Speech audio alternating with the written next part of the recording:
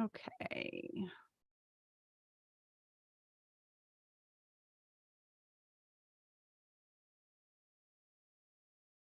Okay, let me get this going so I can have the chat up here. All right, there we go. Hopefully the audio is good. I'm going to switch this around as soon as I share this. It's a little bit late today because I had to. Hey, Amber. Hey, Ashley. A little bit late because my daughter was using my Zoom for a piano lesson. So I had to wait until she was done to do my live. So yeah, for those of you interested, while I share this in the Gently Led Sisters group, I will tell you. For those of you interested, Abigail is teaching on Mondays and Fridays, beginner students mainly. We had a couple that started with her, and one of them was a little too advanced for her, so I took over that one, and that's fine if that happens too. But hers is a discounted rate of $10 per half-hour lesson. I charge a little bit more than that. So if you want to learn from her, she has a really good foundation. She's been playing for a long time. She's very good, very solid in note reading, and also accompanying. She does a lot of accompanying at church. So if you want lessons, online lessons for your children, you want to start in their beginners, that would be a great opportunity. And it's from your home, which is really nice, because then you're, if you have a lot of kids, which most of us do, then you don't have to, load them all up to lug them out or whatever. So anyways, hey, Kaylin. Hey, Julia. So anyways, let's get into the topic today. Let me move this around a little bit. So we have it like that. Okay, hopefully you can all hear me well. And at the end, I will be doing a giveaway. I did not bring it with me, forgot to bring it with me, but one of my listeners sent it for a giveaway. I already have one. It's a 1-year Bible. It's a KJV 1-year Bible. And it's really nice because all of the daily readings are split up into every day. So you can read through the Bible in 365 days. And the thing I like about it is that it has, it's not just, you start in Genesis and work your way through. They have a little bit of Psalms, a little bit of Proverbs every day, which is nice. So you're kind of getting the Proverbs of the day to go with it and everything. So, but just stick around for the giveaway for that. And that would be at the end. I'll come up with maybe a question or something, and the first one to answer it wins the giveaway. So I will send that out this week, hopefully. So I'm going to write this down because I did not write that in my notes. I need to remind myself because I've totally forgot last week that I was doing it. Okay. Yes, it is on Amazon. You can find it on Amazon as well. Okay, so I wanted to preface this by saying that, we all need to have a little balance in our life. And last week I was talking with my husband about this subject a few days ago because I was planning. I'm like, I think I'm going to do it. I'm just going to call it Suck It Up, Buttercup, learning to be hardy or learning to be resilient in today's world. And he was like, okay, so you did an episode on not mom shaming last week, and then this week you're going to shame them. And I said, no, there's a difference. I'm not going to shame you all with this lesson, but this is one that I feel is very important for the generation of moms that are coming up, because I have noticed a difference from even my generation and the generation before me to the generations that we're producing nowadays. So I do believe in balance. So, while we do not want to mom shame, mainly for things that are out of control, and that would be like not being able to nurse if you have to end up with a C-section, all those things that typically women can look down on other women for. So, it was primarily about going easy on other moms, especially when it comes to things that are out of control. There are some things we don't have control over, such as a hard pregnancy, a hard delivery, C-sections, a difficult nursing journey. Also, some little things like methods and methodology. Every family is different, and we do need to respect that. This week, though, I wanted to give a little tough love to the younger generation, and maybe even my generation, if you fall into this category, there are some things that we can help as moms. And I have noticed a definite difference in the millennial generation and Generation Z than I have in previous generations. And I'm not even talking about the generations from like the olden days. I mean, those women were tough. They could shoot a gun, they could ride a horse, they could plow a field. I mean, and all while babies were strapped to them, and they were tough. We focus so much on mental health nowadays that it has enabled most people to become victims, and this includes moms. We're so wrapped up in our own world that we think no one has it as tough as us, but that's just a false narrative. For thousands of years, women have been birthing children, nursing, and raising multiple ages at once. While doing this, they've managed to keep a good relationship with their husband, have friends, and manage the home. In fact, when it comes to having friends, I think women back in the day had more time to devote to this. They would have women over. Even when I was a young mom, I had lots of little kids, but I had them with me all the time. And my friend, Monica, she's been on the show before. She also had lots of little kids all at the same time. So a lot of times we would just visit for half the day and let our kids play together while we visited. And that was something that we both did. So I feel like back in the day, women took more time to cultivate friendships. So today we have social media. Most women want to scroll on their phones all day while neglecting the home and the children that God has given them. They also compare the lives of all those they see to their lives, and it breeds discontentment, and in turn, it breeds laziness. So I wanted to address some things today that our generation, especially as Christians, need to just suck it up and do it. You are your kid's mom, and your kids deserve a few things from you. You are the best person to be your kid's mom, but we should also be working on becoming better and better at our shortcomings. And we do have shortcomings. I tend to be impatient. I tend to be a perfectionist in some areas, a lot of areas, especially when it comes to the home and how it's run. And while I have adjusted my mindset over the years, it still likes to rear its head at times, especially on very hormonal days.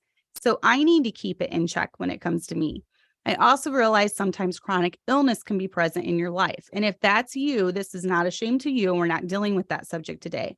However, I do believe in seeking treatments for those things, whether it's medical or natural, and doing your best to take care of your health so that you can be the best mom that you can be. So also, I wanted to mention too, that when it comes to dealing with trauma, moving on, et cetera, I do believe that as moms, we should be seeking for ways if we have had traumatic things happen to us in our lives growing up. Maybe you've had a traumatic situation, like you've been in an abusive relationship, or, someone has hurt you in some way. I would encourage you to seek help when it comes to that so that you can deal with that trauma and move on. Seek help from maybe a registered professional, a Christian professional that can help you find ways to move on so that you can be the best mom to your children that you can be. So I wanted to put that out.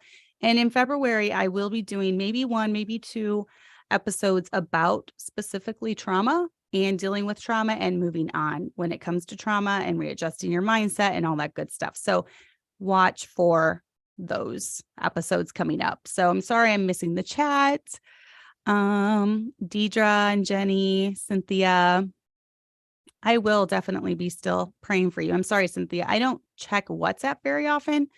Notifications don't come through like my other ones for some reason. So hey, Amanda and Aaron, and hey, Beth, we've missed you too. So glad you were able to join us.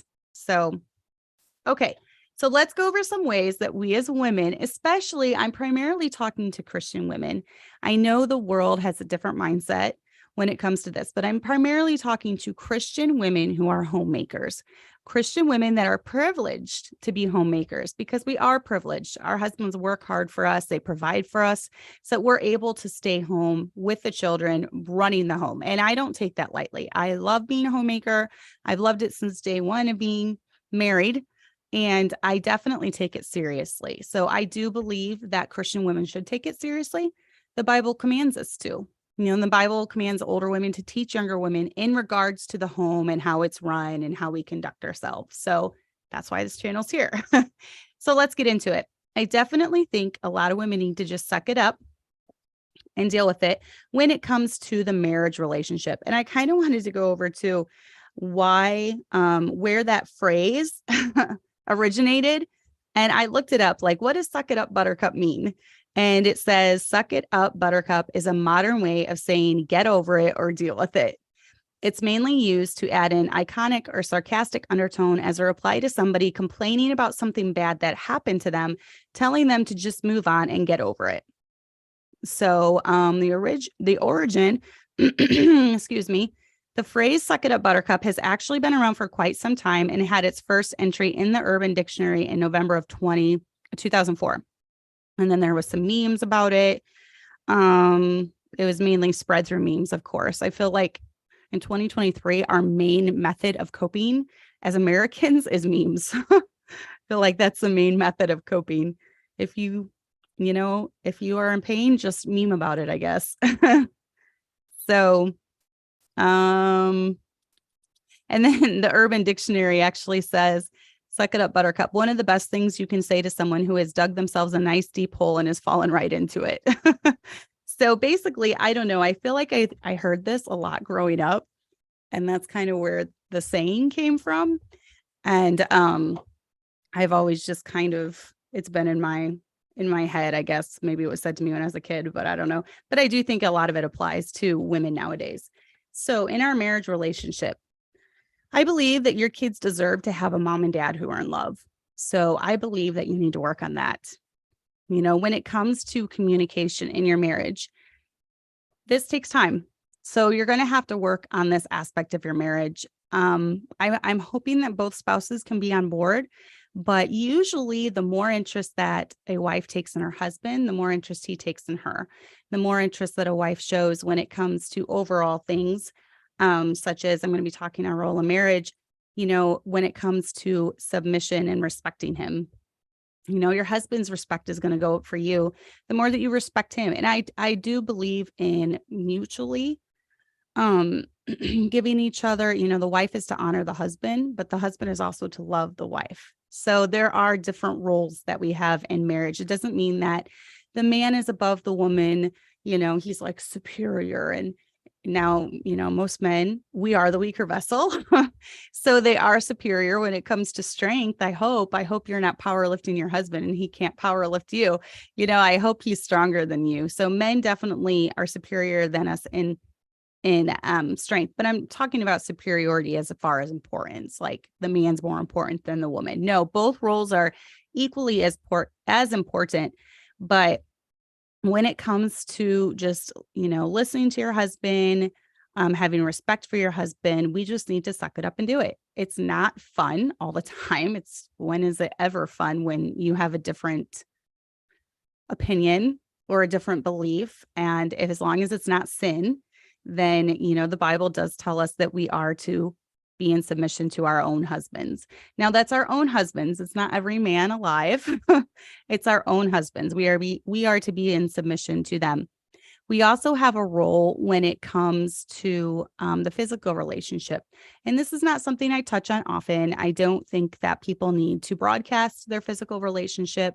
I don't think that you need to get graphic when it comes to it. As my husband has said before, even the Bible speaks in very veiled tones when it comes to this subject. It talks about the husband knowing his wife. It doesn't get explicit. And I don't think we should either as Christians. But the fact of the matter is, a lot of women are failing in this aspect because, the physical relationship is one that only you can provide for your husband. So keeping that in mind, you do need to go by what the Bible says about not defrauding each other. And if you're withholding yourself from your husband for weeks upon weeks, he's going to get very frustrated. If you're withholding yourself from your husband for days and days and days, he's going to get very frustrated. So this is something that women, I think, have to really put time and effort into, because at the end of the day, we're exhausted. But you need to realize the importance of your marriage. The marriage unit is the most important relationship on the earth.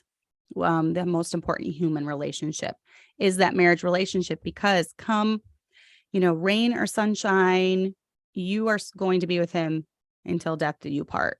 So even after the kids leave, you're supposed to stay with him. Even after, you've raised them all and they're out of the house, he will be there. So you definitely need to take time, even while the kids are little, to focus on this aspect.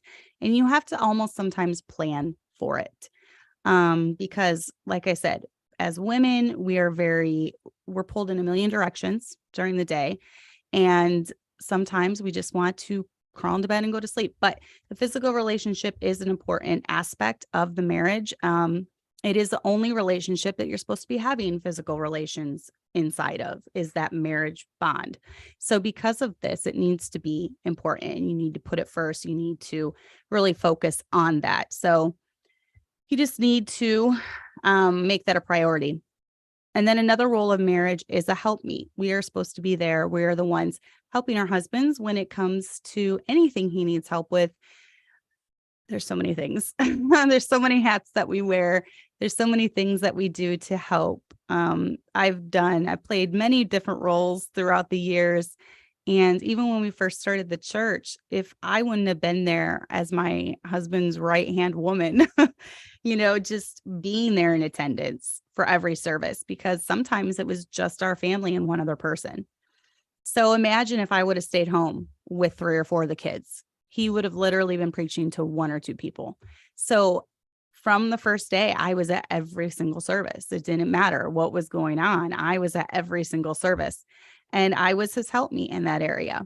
I gave him a face to preach to in the crowd for a while. So that was just one aspect of our roles, because he is a church planner.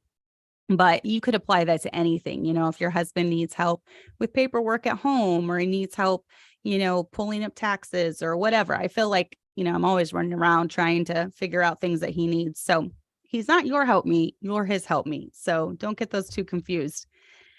So this relationship is the one that should get your focus the most out of any relationship, human relationship on the planet. You need to keep that strong, because like I said, it is till death do you part. So even when you have little kids, you have to make it a priority. One thing that we did when we had lots of little kids, we put them to bed by 7 every night. We really needed that time to reconnect and communicate and talk and cuddle and watch a movie, just have our time together. We did a lot of dates at home. We couldn't afford a babysitter a lot of times. When we were at our old church, our in-laws were the only ones who would really watch them occasionally. So we might had a date 3 times a year, and that was it. So, it was just a season of life, and I just sucked it up and dealt with it. I didn't really complain about it. I found out ways to work around that. I remember one time I dressed up fancy and did like this little candlelight dinner and asked my in-laws to watch the boys. At that time, we had 2 little boys, and I was pregnant with Abby, and just made a nice little date at home, because we couldn't really afford to go out. We were poor at that time in our life, but we had steak in the freezer. I think I had bought some steaks or something, which was very rare back then, but I made steak dinner. And, I think, that was our first anniversary. I'm thinking of something different. But even for our first anniversary, when I took the cake out and we ate it, we did save the top of our cake. I made that a special dinner, and the cake still tastes amazing a year later. But there's ways that you can work around it. You just got to suck it up, and you got to figure out how to do it. So I'm going to be saying that phrase a lot, throughout the show. So yes, kitchen dates. That's a nice term for it. We did a lot of kitchen dates when our kids were little, lots and lots. So let's talk about the home. This is one area, like I said, I've always been a perfectionist when it comes to this. And I don't know how I did it, but I always had a clean home when I had tiny kids. And I'm not putting that expectation on any of you. Okay. I'm not saying that you have to keep it as clean as I did, but your kids do deserve a clean, safe place to live. They deserve a house without garbage laying around. They deserve a house without bugs everywhere. They deserve a house without rodents running around. And this is coming from me. We have mice, but I do everything in my power to cut down on those mice. We have constant traps out to catch them. We have decon out. Everything I can do, I do it. So I'm trying every trick in the book to get rid of it. And we do catch them and we discarded them and all that good stuff. But your kids do deserve a clean, safe place to live. And when you have little kids, you're going to have to find a routine. This is something you're going to have to stay on top of the clutter. Clutter is one of the biggest things that can make your house messy. So I would definitely become a minimalist. Becoming a minimalist is probably one of the best and easiest ways to keep your house clean. And Abby and I were just talking about it the other day. I feel like every week that goes by, we get more and more minimalistic. I mean, I used to have like stuff out on my counters all over, not gross stuff, just appliances. But we've even gotten, and this is all due to Abby because she's even more so than me. We've organized the kitchen in a way that we keep my KitchenAid is out, the air fryer is out, the Keurig, of course, is out. But those are about the only appliances. We keep the toaster, we keep crock pots, all of that are put away in cupboards in the same spot all the time, food processor, all that stuff. So then we can just grab it out, use it, put it back. So we're becoming more and more minimalistic. I like walking into a kitchen and just seeing the bare, nice, clean counters. That's just kind of how we both are. So I think that staying on top of the clutter is definitely one of the best ways to cut down your cleaning time. You know, if you constantly are trying to get rid of the clutter, and let's say that your kids have 5 million toys. Well, they don't need 5 million toys. Definitely lower that. And maybe every time after Christmas is a good time to purge. Go through, get rid of the broken toys, get rid of the nasty toys, get rid of the little pieces that someone could choke on, throw it all away.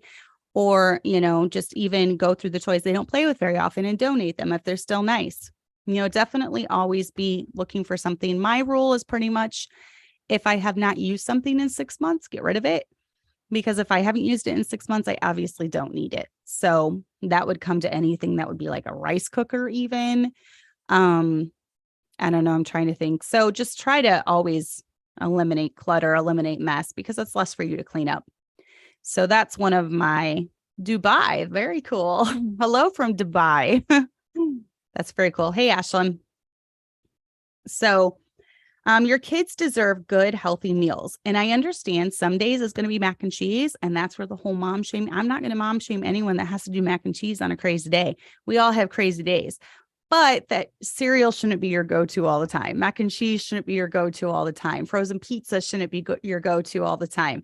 You know, we try to come up with, at the beginning of the day, actually, Abby or I, and this comes from her just seeing me do it, you know, growing up. I actually used to write out the meals on the fridge.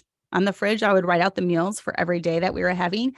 And this enabled my husband to see what we were having. This enabled me, if the kids were asking, what's for supper? I could just look and tell them. It was a really easy process for me to just write out all the meals.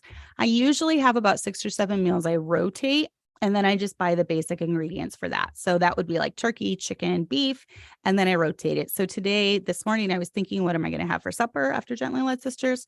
So I just threw a thing of 3 pounds of frozen turkey into the crock pot, and I'm just making turkey tacos when we get home. It's nice and simple. Mondays, I tend to do things simple. Wednesdays, I tend to do things simple. Tuesdays, Thursdays, Fridays, I can do more elaborate meals. And when I say elaborate, that's where I'll have a meat, a couple sides, whether that's cheesy potatoes, homemade bread, you know, whatever that is. I'll do more elaborate meals that take a little bit longer prep time on those days. So definitely get into even a loose schedule with your meals. Try to meal plan for the week. Try to get all those ingredients. I actually used to be so organized when it came to this because I had a very limited budget and I had to be very careful what I bought. I had master sheets of different weeks of meals that we would do. And then I had all of the ingredients printed out. And this was back when I was couponing and trying to save every penny. So I don't have to quite be as strict nowadays. So that's nice. But I definitely still try to have a rough idea in my head of what meals we're going to be doing. You know, definitely address issues within your home. It's your job as a wife and stay-at-home mom. Now, remember, I'm talking to the stay-at-home moms. I'm not talking about someone that's been forced into a position where you have to work outside the home and then you're coming home and you're having to try to cram all this into 3 hours. I'm talking about if you are privileged enough, and it is a privilege, if you are privileged enough to be a stay-at-home mom, who is a homemaker, and that is your occupation. And it is an occupation. It's a job. Treat it as such. Take it very seriously. Pour your heart and soul into running your home and raising your children the way that God wants you to. So address issues within your home. This is something I take seriously. My husband is a very busy man, as most of our husbands are, and they're going to be providing for us. Some men are working 2 jobs just so that their wife can stay home and they can pay the bills. Inflation has gone through the roof. So there is talk of, even a second job for a lot of husbands. So, just you learn to address issues in your home. I've really gotten independent when it comes to this area because I don't want to be constantly nagging my husband about things going on in the house. So if there's something that I need done, I'll either outsource the help, whether we have a lot of men in the church that are really good carpenters or good at building things, welding, fixing cars, whatever. So I will outsource the help, and then we'll actually pay them to do, some of the things that my husband's not able to, such as building my chicken coop, such as fixing the van, different things like that. So one thing that I've done is I try to address any issues that pop up in the home. One of those would be bugs. Bugs can be a real problem in your home, and they definitely make the home not as pleasant to live in. And your job is to make your home a haven. So you definitely want to address bugs. One of my most loved hacks, I guess you could call it, is diatomaceous earth is literally good for everything on this planet. Diatomaceous earth is a all natural, I believe it comes from fossils or shells or something, but it's all natural. It won't hurt animals. And it's actually a dewormer. A lot of farmers put it in their feed for their animals. And as their animals eat it, it will actually deworm anything. Humans can take the food grade kind. Done right. I've never tried it, but humans can actually take it too if they're having a problem with worms. So it kills basically any type of bug. And what happens is it's just a fine powder, and you just I have this puffer thing in my bag. I kind of puff it everywhere. And when roaches or spiders or any type of creepy crawly crawls through it, it dries out their exoskeleton. So then they just die. But it's completely non-toxic. I would be careful if you are doing in an area where there's a lot of little kids. You might want to ventilate because it does get kind of cloudy and dusty. But there's been a couple different occasions, for whatever reason, I have no idea why, I have found a weird looking bug that looks like a roach in my basement. And you know how I am about roaches. I don't want that going on in my house. So I don't know how they get in. I don't know if maybe we bring them in from a suitcase, from being in a hotel or something. I've gone to lots of places that like Florida, Texas, they have roaches. And I don't know if we bring one back with us. So I get my diatomaceous earth from Amazon. I can try to remember to link down below the exact one that I get. It's a really good brand. Another thing that I use it for is I put it in my chicken coop and I put it on my chickens. And that will get rid of any mites. It will get rid of any lice if they get lice. My chickens haven't gotten any weird creepy crawlies on them, but I put it all around their coop. Every time I change out the bedding, I put diatomaceous all around the coop. I try to do it when they're out of the coop because, like I said, it can get very dusty. It can go into their lungs. So watch that. I'll put it in their food sometimes just to keep the worms, deworm them. And it's just in the couple times that I found weird looking bugs in my basement, I go crazy with it. My family makes fun of me, but I'm not going to get bugs. I'm dead set against getting bugs. So I go crazy with it all over the basement, and I never see another bug. So I don't know. They've got to be hitchhiking from somewhere. I've only seen 2 different times in the 12 years that I've lived here.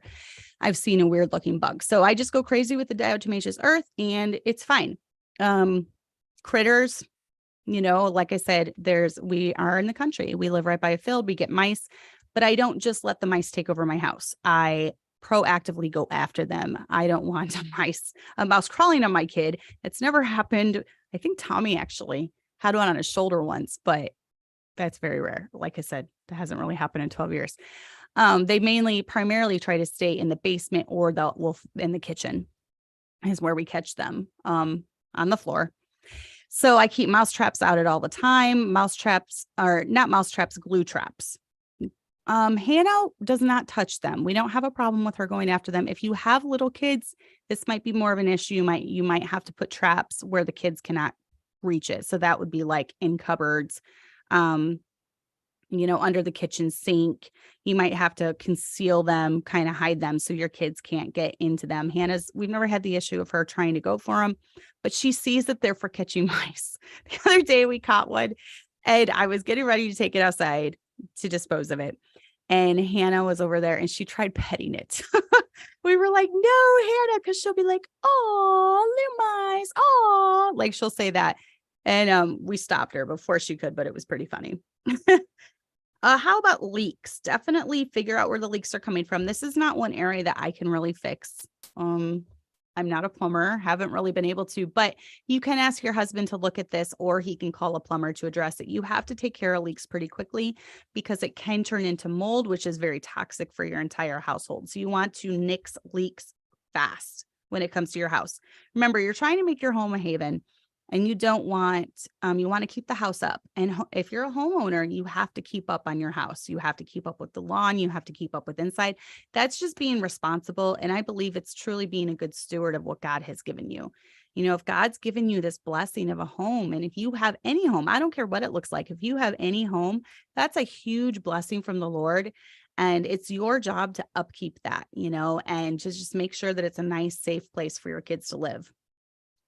Broken things, try to fix broken things right away, especially if they can be harmful, like a broken piece of trim or something that's jagged. You don't want your kids running into it, or a broken stair or whatever it is. Definitely try to fix it quickly so that your kids won't get hurt on that. But teach them to respect the things that you own and be a good steward of what God has given you. We just bought a new couch 1 or 2 years ago. And kids destroy furniture. And we had not gotten a new couch up, and we had a new couch when we first got married. And then we had boom, boom, boom, kids right away. That was destroyed within 5 years or something. So then we didn't get another new couch until we remodeled, which was a year or two ago.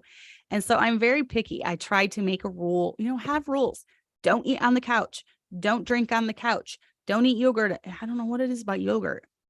Don't eat yogurt on the couch. Don't eat yogurt here. Train them to eat in the kitchen. Train them to respect the house. It's not a museum, but they also don't need to be destructive. You need to teach your kids not to be destructive of what God has given you. And tell them that, say, we're really blessed to live in this house. It's an amazing house. God has allowed us to live here. And because of so, we need to treat it with respect. And we don't want to go out of our way to destroy what God has given us. So you pattern for your kids on how to clean. You pattern for your kids how to keep the house. More is caught than taught. Like I said, in my early days, I was very much a perfectionist about this. And it's kind of my fault that Abby can be OCD about the house, because I think she picked that up from me. So I'm trying to teach her now the skill of just chilling and relaxing, just chill out a bit when it comes to this. But she definitely caught that from me. Learn how to fix things around the house, learn how to install things, learn how to use a drill, and learn how to be competent. We don't need to be, oh, poor me, I can't do anything. Women of olden days, they were tough and they knew how to do stuff. I've learned how to use the drill. I've installed locks on my doors, mainly for safety for Hannah when she learned how to open the door. I installed deadbolt locks, or the flip locks where she can't reach.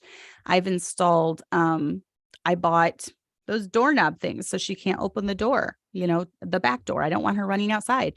I just installed a Ring doorbell. I bought it off Amazon with some Christmas money we had gotten, and I installed it in the back. I read the directions, figured out how to do it, got my drill out, and I installed it. I install things around the house all the time, because it's little stuff like that that's not a big deal. And I'm not going to sit around waiting forever for my husband to do it. It's one of those things I'm fully competent in doing. Most women are. We're competent. We're able to read instructions. It just is something that takes a load off of my husband, and then I don't have to wait around for him. I figured out the best way to get things done is to do them. So I do. Research and do things yourself. When I went and buy, it's not an actual Ring doorbell, it's a different brand. but I went and I researched it. I knew I wanted to get those type of doorbells. So I researched the best brand. What was, this one doesn't have a subscription that you have to subscribe. It has internal memory that keeps all the videos. And so I researched the best one. And then when it got there, I just installed it. I do that a lot whenever it comes to anything around the house. I'll research what's the best way to do things. I'll research the best brand, and then I'll just do it. And then research and come up with alternative ways to earn income from your home. You know, if this is a great way to help out, especially with extras such as birthdays or anything that comes up, you know, take your skills, whatever that may be, and learn to run a successful business. You'll learn a lot of new skills. You know, I'm always trying to teach myself new things. And if you noticed on the channel, we have a lot of new shorts that are coming out. I'm still fine tuning them. I'm hoping that they get better and better as I go. Hang with me, you know, just put up with my things. Put up with my little, what are they called? My little flubs and, you know, mistakes as I'm learning. But I researched all last Monday. I spent so long just figuring out how to use different programs, how to use different video editing things, how to use video. I learned all these things. I took like a crash course in technology, and then I figured out an easy way to streamline a video so that I can just share them to all 3 platforms. So I did do a TikTok, Gently Led Sisters. I'm on there. If you have TikTok, go ahead and follow me. All the 3 platforms are going to have the same content. I'm just trying to reach maybe the different groups that are on those platforms. So now I have a way where I can make one video and I can share it to all 3, TikTok, Instagram, and Facebook, or the Instagram shares to Facebook, and YouTube Shorts. So when I share to Instagram, it also shares to Facebook. So that's taken care of. So it's actually 4 platforms that's going on. The same video on 4 platforms, but it took a lot of time and research. But that's why I put it off so long, because when I do something, I tend to go all out and I tend to just really dive into it. And I did, but I figured it out, you know, and that's something that I'm going to try to bring more of, the shorts and different things like that, because I found that a lot of women, we kind of scroll if we're, you know, it's okay to chill for an hour a day if we've been working the whole day. So a half hour, we're scrolling. A lot of women tend to watch that more than an hour-long video like this one. So thank you, Beth. That's nice. Yes, my birthday is Saturday. I will be 42. Hard to believe. I'm glad you are enjoying the shorts. I'm really trying to get more out this week. My friend Jen she clipped most of the ones for the last week's shorts from last week's video. And I'm learning even how to screen record that way I can clip those too. So every week I'm going to try to just do one short a day, maybe do one nice one with narration and pictures, and then do clips from the show for that week. So, but that all comes with the whole research, and this doesn't make me money. This channel does not make me money, but it's teaching me things that will help get the content out there more, which is what I'm trying to do. But I did come up with a way to earn the side income, and that was with my piano lessons. I took my skills. I've been teaching for many years now. So I took my skills and I came up with a way to run a business from my home. So I'm still being a homemaker, but I'm able to have that side income. And it's really, really nice. But maybe you're artsy, maybe you're a painter, maybe you're crafty and you crochet, you know, there's Etsy shops you can do. There's, you know, maybe you do logos and you put them on shirts. You can sell t-shirts. You know, there's lots of things that us as women, we can do on the side and earn income from home. So, but yeah, if your phone is pulling you in when it comes to the home, set time limits for yourself. Put your phone up, you know, do other things before you allow yourself on your phone. Now, my phone, my voice is going, I don't know what's happening with my voice, but my phone is on vibrate or silent all the time. And if someone's calling me, it does come through my watch. So I'm able to take phone calls that way. But for the most part, if I need to, I'll put it on do not disturb while I'm doing something. I'll put it on do not disturb. And then that way I'm totally focused on whatever I'm doing at that time, whether that's piano lessons, whether that's a Zoom call with someone, whether that's cooking, whether that's cleaning my room, whether that's doing laundry. I'll put it on do not disturb. And then when you go to take it off, all the notifications are still there, but it's just keeping your mind from even getting on your phone and scrolling. Because you know how it is. You pick up your phone, you start scrolling. You know how it is. But let's talk about, that's enough about the home. Let's go into our kids.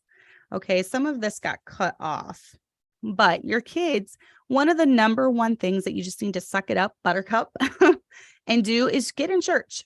And not just get in church, make church the priority. And I've said this many times, but with my kids, church has always been the priority. That was literally the least that I did, was going to 3 services a week. Every time the doors are open, I was there. That's like the least I did. That's not even the housework. And because that was like the number one priority for us when we were raising kids, it still is the number one priority, was getting in church. You know, take care of their appearance and teach them hygiene and how to groom themselves. This is a big one. If you have kids, you know, it's a good testimony when you all are dressed nicely. When I say nicely, I'm not saying like you have to be dressed to the nines every time you go in public, but I'm talking about, you know, just clothes that are clean. They're not dirty. They're not stained. They don't have holes in them. You know, have your kids take care of themselves, teach them hygiene, teach them how to brush their teeth, teach them to bathe, teach them to use deodorant, you know, do all of that when you're raising kids. Attend to their emotional needs. This is an aspect that maybe a lot of moms gloss over because they're on their phone too much or they're too busy with the other things. But I try to, in my home, if my kids really need to talk, you need to just sometimes put things down and zone in on them. Sometimes they're going through a dilemma. I don't really know what that is, what that dilemma would be. For a kid, it could be when they're a little kid, it could be friend drama, you know, it could be church drama. It could be they're having a hard time in school, whatever that is. If you take the time when they're young, they're going to listen to you as you get older too. So they're going to listen as they get older because you took the time with them when you were younger. Ashlyn, I see that you put that message like 5 times. Oh no, I think Amanda. That's Ashlyn's stuff. I don't know why she put that so many times, but I don't know what happened with that. But yeah, Amanda's legit. Or Ashlyn's legit, sorry. But yes, attend to their physical needs. And this would be stay on top of their dentist appointments. If you are one who takes their kids to the dentist, I am. Stay on top of their dental appointments, stay on top of any doctor's appointments. If they're running a fever for 5 days, you might want to take them in to get looked at. You know, don't neglect things that come up. If you think they have a broken leg, take them in for an x-ray. You know, if they have a broken tooth and it's getting infected, take them in to get it fixed.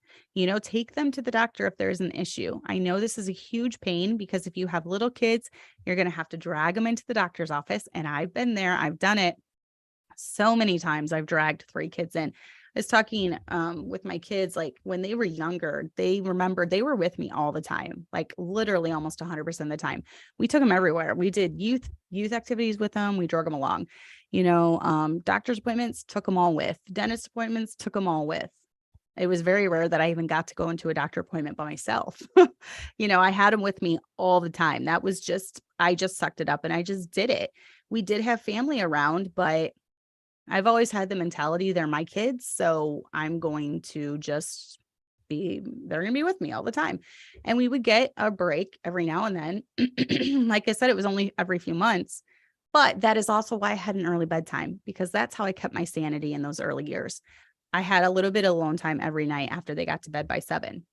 And that was one of the reasons that we did that. So, you know, definitely suck it up when it comes to homeschooling. You're going to need to just do it. Okay. You have to do it. Homeschooling is a priority. You have to do homeschooling. It's a non-negotiable. If you're going to homeschool, you need to homeschool right. You know, it's the non-schoolers that are kind of giving homeschoolers a bad name, where their kid doesn't learn to read until they're 12. And then they don't even know math, and they only do what they want to do because they're unschooling. Well, most kids, with the exception of a very, very smart kid or someone that just is not ordinary. Most kids are just going to want to play all day. They're not going to want to do school. So school is one thing for me. I'm super picky about it. My kids, there's no getting out of it. They have to do it. So do homeschooling. If you're going to do homeschooling, do it right. Do a curriculum if you need to. Put the money into it. We put money into, you get a Starbucks every week. You could buy something with that. Don't spend money on frivolous things and then just say, well, I'm not spending any money at all on homeschooling. And there are ways that you can do free homeschooling. But if you do free homeschooling, do it right. Actually have an outline, have a plan, print off all the papers that you need for that day and do it right. And then teach them to have other life skills. Your kids are going to grow up eventually and they're going to move out and they're going to need to learn to have skills, whether that's music, arts, woodworking for men, welding for men, teach them, have them learn a trade, whether that's electrician, plumbing, whatever. It will definitely service them later in their life. So I've always had my kids involved in music. That's one thing that's very important to us. And now they are benefiting from that. They use their talents in church. They're able to start teaching and pass that on to other people. So music is the gift that keeps going and going and going. It'll go on forever and ever. And then life in general. I'm trying to wrap this up quick because I've gone long on this. I knew I had a ton of points. I knew I would go long on this. So life in general, where we just need to suck it up and do it. We need to follow through on commitments. There's an excuse for anything. So don't commit to something if you're not going to follow through. My mom actually just instilled this in me from the time I was young. When I was younger, sometimes I would commit to being at a church function or something. And then maybe I would have a friend like call me and say, hey, we're going to go do this. Can you do this? And my mom's like, did you commit to such and such? And I was like, yes, but I can just cancel. And she's like, nope, you're doing it. And it was just instilled in me from the time I was very, very young that if I made a commitment, I followed through. And I still firmly believe in that because there's other people depending on you when you make a commitment. So what I've learned to do now that I'm older is I will think about something before I say I will do it, or I just won't jump like, yes, I can do it, or no, I don't want to do it. Just mainly, yes, I can do it. I've learned to think about it, even think about it for a day or two before I commit, because if I commit, I'm going to really, really try hard to follow through unless there's some kind of emergency. Emergencies happen, but it's an emergency for a reason. It's called an emergency because it's an emergency. So it should be something like that to keep you from a commitment. And remember, all these things your kids are watching and they're going to pick up on all this stuff. And I did with my mom, and she always has from the time I was young. If she commits to something, she's there and she does it. And I try to be the same in my life. So invest in the things that are important to you, and whether that's like friendship, your hobbies, church is important to me. So I'm very invested in it. So yeah, just invest in the things that are important to you, and then just suck it up when it comes to being a hard worker. Lazy people are a dime a dozen nowadays. I feel like, there's this new thing now. They want to shorten the work week to 32 hours. They want to go from 40 hours. 40 hours is too much and it's too traumatic and it's too mentally draining. So they want to go from 40 down to 32. I feel like more and more, we're just trying to find easy ways to do something. We're trying to find easy ways to raise kids. We're trying to find easy ways to have this huge income with as little work as possible. And we shouldn't be like that as Christians. We should be very hardworking people, whether that comes to our husbands and the jobs they do, or whether that comes to us and our home. We should be very hardworking around our house.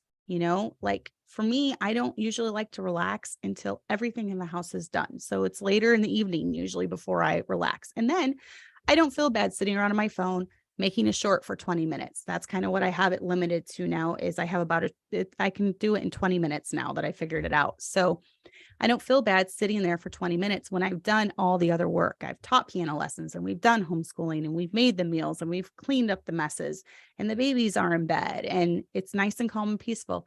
There's no shame in taking some time to yourself at that point, but be hardworking through the day to get up to that. Your whole life shouldn't just be sitting around on your phone, scrolling Facebook, scrolling Instagram, leaving comments, liking everyone's posts. There's more to life than social media. You have a whole life out here to live. So your kids pick up too. They're going to see if you're working around the house the whole day, or they're going to see if you're on your phone the whole day. They pick up on that. So be a trustworthy person. If someone tells you something in confidence, don't share that with other people. Try not to talk badly about other people. Really, when you talk badly about other people, that just shows your own heart. So, and then just don't be lazy. I already touched on that, but just be hardworking. There's lots and lots and lots of verses in the Bible about being a hardworking person. And, whatsoever thy hand findeth to do, do it with all thy might. I don't know if I quoted that exactly right, but I believe that anything we do in life, and that's why even with the shorts, I knew if I tried to do it, or I tried starting to do it, I was going to just throw myself into it because I want to do it and I want to do it right. So I believe that anything we do in life, we should do with all of our might. And that comes to raising kids, taking care of the home, being a good wife, being a good friend, creating content, being a good piano teacher, being a good pastor's wife, being a good church member, being a good pianist. There's so many things. And it's not that we're just stressing ourselves out, I have to be the best, because I know I'm not the best. I know I'm not the best at any of those things. There's always going to be someone better than me. There's always going to be someone that excels at something more than I do. But my job is to be the best that I can be, and to achieve, better and better things in my own personal life and my own character and my walk with the Lord as the years go by. So we should always striving to be better in different areas and not slacking off, not becoming lazier, not letting the house go, not letting the house fall apart, not letting our marriage relationship falling apart on our end. I know some things we cannot prevent from our spouse, the way he acts or the way he does things, but on our end, we can really try and strive to be the best wife that we can be. So, just be consistent. This is one thing. If you say you're going to be there, be consistent in your spot. People know that they depend on you. If you weren't somewhere, or you weren't at some maybe church function or church service, would people be like, where's so-and-so? Or would they just be like, oh, they're gone. It's normal, whatever. So think in your head, think like, if I missed something, would people wonder where I was, or would they just know that's normal for me? And if that is normal for you, maybe try to be better when it comes to that area. Interactions with others. Don't be the one that everyone walks on eggshells around. Just suck it up and learn to deal with other people, learn to get along with other people. Don't be offendable, or don't excuse it. I hear this phrase a lot. Well, I'm just sensitive, and you should just, keep that in mind. I'm sensitive, so you need to be careful around me. And I've heard that a lot. I think it's often used as an excuse.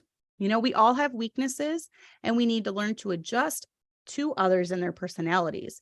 So those who aren't sensitive, that would be me. We should be mindful of those who are. But I often feel that those who say they are sensitive, they think they have a get out of jail free card, or they get a free card or free pass, and don't even try to toughen up. Okay. So I use a couple of my daughters as examples. I have a couple of very sensitive daughters, and it's good to be sensitive because those daughters are also very sensitive to the leading of the Holy Spirit. And I appreciate that about them. And I'm not saying because I'm not sensitive when it comes to my emotions. I try to be very sensitive to the leading of the Holy Spirit, but I'm just saying that is one of the perks of, being extra sensitive, is that you have a very soft heart and you're very open to, the teachings of the Bible and teachings of the Holy Spirit. But they often use that sensitivity as an excuse to let loose every emotion that they're feeling. And I've really tried to just explain to them the importance of self-control. And I believe in self-control in every area of your life. And for me, self-control might look different. For me, self-control is more controlling my impatience or controlling my anger when it comes out.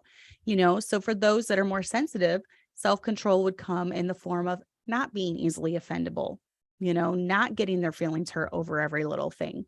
Because I do believe that A lot of people who say you hurt my feelings, it is kind of a controlling mechanism that people can try to control other people with, because they didn't act the way that they thought they should act in that situation. So both parties need to be mindful, and that just comes to learning to put up with people. And church is a great way to do this because church has all sorts of personalities melding together. And you need to learn to overlook things. You need to learn to forgive. You need to learn to just forget and move on. And you need to learn to just be approachable and be friendly and not even so much outgoing. We have outgoing people, we have introverted people, and it takes both personalities, but just more the friendliness, being approachable, not being someone that people have to worry about making cry all the time or hurting their feelings all the time. And when in doubt, just don't say anything. Just keep your mouth shut. That's usually the best way. But yeah, during hard times, we kind of need to toughen up. And I see this as like oversharing on Facebook, going on and on about our problems, but then not telling what our blessings are, or even not sharing with people when our prayers were answered. If you're going to give a prayer request, definitely follow up and give a praise when God answers that, whether that's no, not right now, yes, whatever answer that is. It's always good for those who are praying to hear like a progress report. So every trial that you're going through doesn't need to be broadcast. Bad things happen to good people all the time. So let me say that again. Every trial that you're going through doesn't need to be broadcast. Bad things happen to good people all the time. And it's not unique to us when our car breaks down, our washer breaks down, our dryer breaks down. It happens to the unsaved and it happens to the saved. So a lot of times life just stinks and we just got to get through it. And that's where we just got to suck it up and just get through it, figure out ways to do without certain things. I've been without a dryer now for 10 days. And we've had crunchy towels because we're hanging stuff up on dryer racks all over the house. You should have seen my house the other day. I had my whole table was full of t-shirts and underwear and socks. And then the whole drying rack that I'm borrowing from a friend was full from top to bottom with clothes. We had clothes over all the desks. We had blankets over all the desks. We were just any way we can dry stuff, we were trying to figure out. And it's just, it is what it is. That's kind of my mindset with a lot of stuff. It is what it is. It's not going to help to just broadcast it everywhere, constantly cry every day, give people updates on how many loads of laundry I had to dry by hanging out all over my house. It's not going to help anything. So that's one area, you just suck it up. Life is going to get more and more tough. And if we fall apart during every trial, why do we think we're going to survive the persecution that's to come? Most of us know or believe that there are trials that us as Christians are going to have to go through. And as the world gets worse and worse, and we get closer to the coming of Christ, things are going to get more and more dire for Christians. And we might just have to outlive persecution and outlive, just persecution of what we've never seen before in our lifetime. So we need to learn skills to survive. We need to learn toughness when it comes to all areas of our lives. We need to learn to cook with a few ingredients, maybe learn hardtack bread. I remember reading about that in the olden days. That was just a little bit of flour and water and salt.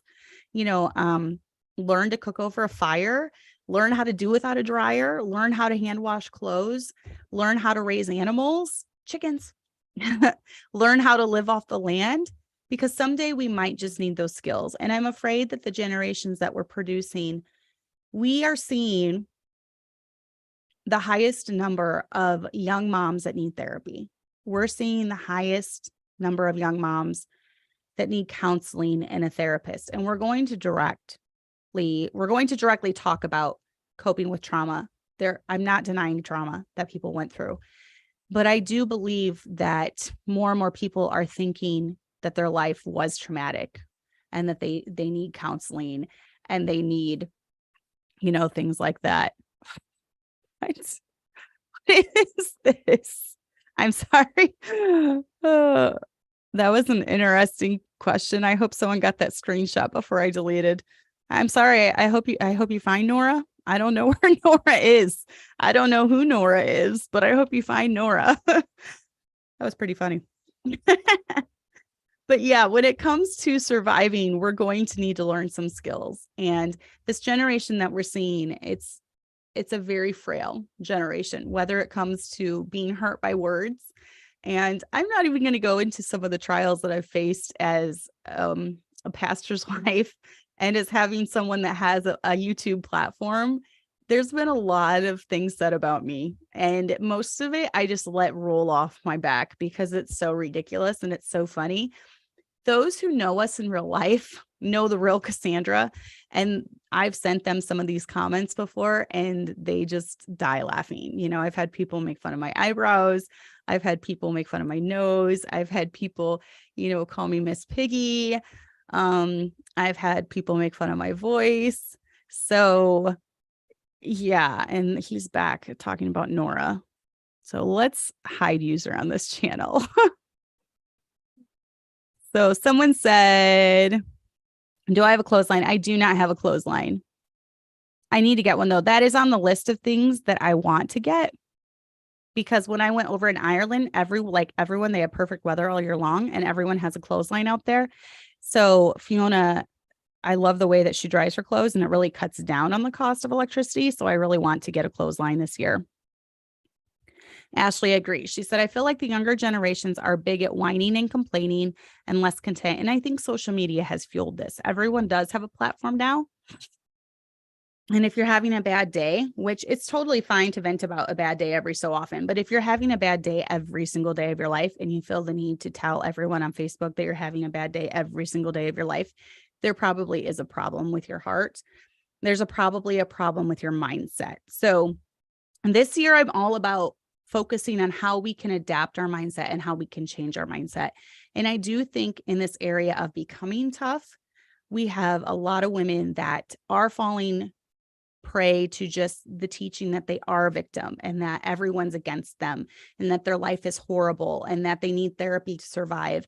And I think it's more a matter of just adjusting their mindset and realizing my life is not horrible. I have a great life. I live in America in 2023. Every need is provided. If I want coffee, I go through the drive-through. If I want eggs, even if they're $10 a dozen, I go grab a thing of eggs. If I want toilet paper, I go buy toilet paper. We don't have outhouses. We don't have to plow a field. We have it. Sometimes I feel like we have it too easy in America, but it's making a lot of women into perpetual victims. So that's not what I promote on this channel. I promote in becoming, strong women, strong Christian women who love their husbands and submit to their husbands and raise godly kids. And they are the homemakers and they are the queens of their home and they take it very seriously. And we all have bad days. And I'm not shaming you if you had a bad day today, but let's not allow every day to be bad. Let's try to take this thing by the horns and dig in and really take this seriously. Get off your phone, get off social media, definitely go ahead, listen to this show, but make supper while you're listening to it. Clean the house while you're listening to it. Dance around the room with your kids while you're listening to it. Multitask. I feel like we've lost the art to wear many hats and to multitask. We need to learn to multitask again. I rarely do anything that's not multitasking, and so anytime that I do, I don't just sit around watching YouTube ever. I don't just sit around watching TV ever. In fact, I don't really even have any TV shows I watch, but if I do, I'm doing something. I'm getting ready in the morning. I'm, folding laundry. I'm looking at my schedule for the week. I'm sending out invoices, whatever it is, I'm doing different things at different times. And I think we've lost the art, this generation that's coming up, to multitask. And we feel like we can only focus or hone in on one thing at a time. No, you can do a lot. You can do a lot while carrying two babies in a car seat and, having earbuds in or whatever. So there's a lot that you can do. And there's also a lot around the house you can accomplish in 2 hours while your kids are taking a nap. And that's another thing. Naps are your friend for your children. Definitely encourage naps as long as your children will take naps. A good sleep cycle. I mean, there's so much wrapped into this that can make your life easier and more manageable. Getting your kids on a good sleep schedule, getting them to bed early, focusing on your marriage relationship, focusing on your physical relationship with your husband. I didn't even touch on focusing on your physical health. I said something a little bit at the beginning, but all these things we should take seriously as women of faith. And I believe we should be different than the world when it comes to this. Let's really take this thing seriously. And if you are a stay-at-home mom, you've got the best profession in the world. You really do. And I consider it a job, which is why I take it seriously. And I hope you all are taking it seriously as well. And, let's just all toughen up this year. I think we had to toughen up a little bit 2020 through now, but let's all toughen up mentally. Let's toughen up physically. Let's toughen up when it comes to, running our homes and getting along with people and all that good stuff. So I hope this was helpful. I am going to ask a question now. So get ready. We're going to do our little giveaway. See, I almost forgot. Almost forgot again. Okay, so the first one that leaves the answer to this, got to think of what I'm going to say or what I'm going to ask. I know. Okay. This is a weird question. No, it can be any of these things. Okay. In regards to the home. So the first one to just put an answer to this question will win the giveaway. So hopefully your internet's not acting up. Like Ashlyn just said that Ashlyn was just saying that her internet was being wonky. So what is one of the ways to keep a clean home that I mentioned? That is the giveaway question. What is one of the ways to keep a clean home that I mentioned? It has to be a specific one, and I have them all written down here. It has to be a specific one that I mentioned. So we will wait.